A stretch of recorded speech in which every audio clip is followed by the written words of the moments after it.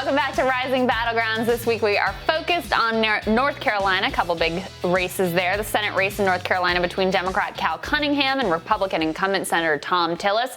Right now the polls there have Cunningham with a 7-point lead over Tillis. That's according to a Survey USA election poll conducted by WRAL in Raleigh, North Carolina. That's right. And the same poll shows that Joe Biden in a dead heat with President Trump with support at 47% for each candidate, compared to the CNN poll that shows Biden with a slight edge over Trump at 49% support with the president at 46%. Politifact and WRAL reporter Andy Specht, he covers North Carolina politics. He joins us now for an insider's perspective on the state. Andy, it's great to see you. Thanks for joining us.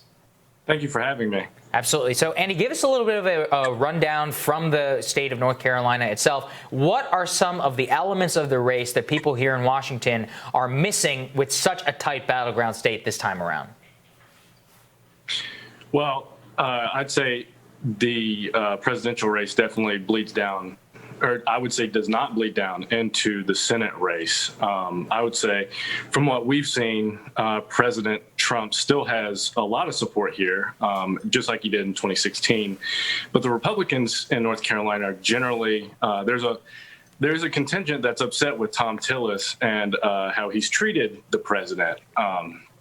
Including some Republicans I know close in my family. So it'll be interesting to see if there's ticket splitting there. The race is tight, obviously, at the top.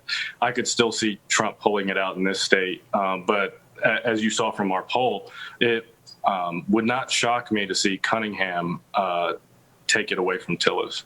That's interesting. Talk a little bit more about that. So the idea is that Tillis has not been pro-Trump enough. So some of those voters may just not vote in that race at all, or may actually split and vote for Cal Cunningham, the Democrat who's definitely not going to be terribly Trump-friendly ultimately. What are those dynamics look like? And then also just kind of break down for us the different regions of the state and the way things have maybe shifted over time. Right.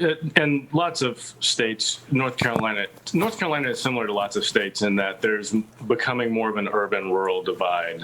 The blue areas like Raleigh and Greensboro and Wilmington and Charlotte are becoming more and more blue. And even the suburbs around them are becoming more Democratic. But at the same time, some of the rural areas, especially in eastern North Carolina, that used to be strongholds for the Democratic Party, and as the Dixiecrats back in the day, they're becoming more Republican. So there's a trade-off here. And the question is, who's going to win that trade-off? At this point, some Republicans are doing well in those areas and some aren't. That very same poll showed that Roy Cooper, our governor, who's from eastern North Carolina, is still ahead by several points against the Republican challenger. To your other question, that's correct. People believe that Thom Tillis hasn't done enough to support President Trump. They often cite his opposition to Trump taking that $80 million from military bases and putting it towards his wall efforts.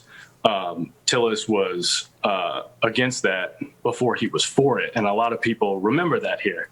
And I believe Senator Tillis also introduced a bill to protect the Mueller investigation, and that's sometimes cited here by Republicans in North Carolina too.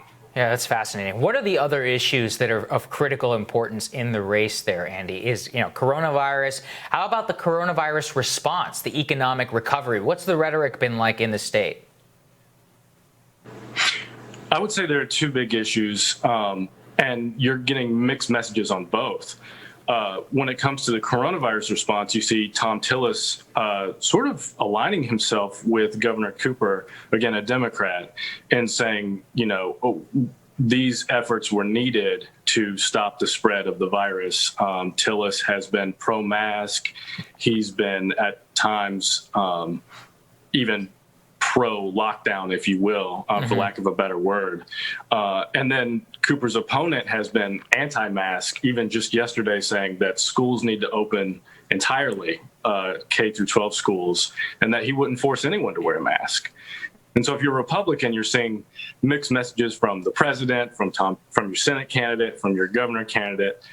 And then lower down the ballot, we're seeing the state Republican Party trying to make police and violence a big issue here. They are claiming that Democrats want to defund the police across the board.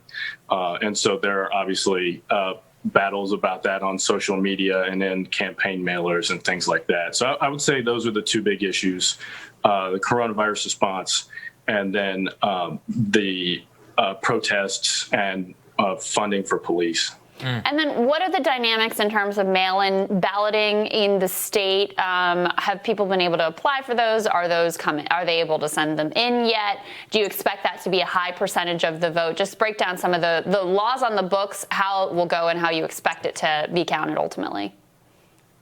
Yes, I'm glad you asked that. North Carolina was the first state to send out absentee ballots, and many have already sent theirs back and had them counted. We have a new system online for counting absentee ballots. You can go online and track when your ballot was sent out, and then you obviously know when you received it, and then you know when it was received by the elections board and then accepted and counted. So North Carolina is already voting. We expect absentee ballots to be through the roof this year, according to multiple experts across this state. And traditionally, that's, you know, we've had a strong absentee ballot voting base, but nothing like this year. And so I wish I could put a percentage on it, but I don't want to misquote any of these experts. But North Carolina is already voting, and there are ways to track these ballots. And people, including myself, are getting absentee ballot request forms in the mail from these, you know, third-party types, these get-out-the-vote types. So I'm sure that can be confusing for some voters. And last question, do you have a sense of how many of those mail-in ballots are being rejected because they don't follow the proper protocol, don't have it sealed correctly, or the signature's not right, or whatever the requirements are there?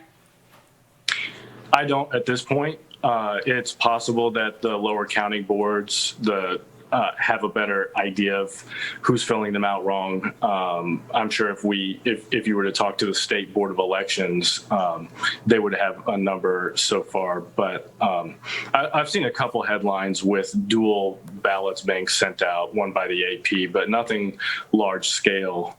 And I would say one thing to look forward to in North Carolina, I know Axios had a story maybe a week or so ago, talking to Bloomberg experts who feared that, you know, it would take a while to count absentee ballots. We don't expect that to be the case here in North Carolina because the elections board is counting in real time. In fact, in previous elections, the absentee ballot count, the mail-in ballot count, has been the first thing posted on election night. Polls close, and then around 8 or 8:30, you can see online those absentee ballot votes put up with the unofficial number. So hopefully North Carolina won't have that problem on election night, waiting for thousands of ballots, absentee ballots to be counted. But obviously some people might send theirs in the mail later than they should. But yeah. Well, that is very encouraging.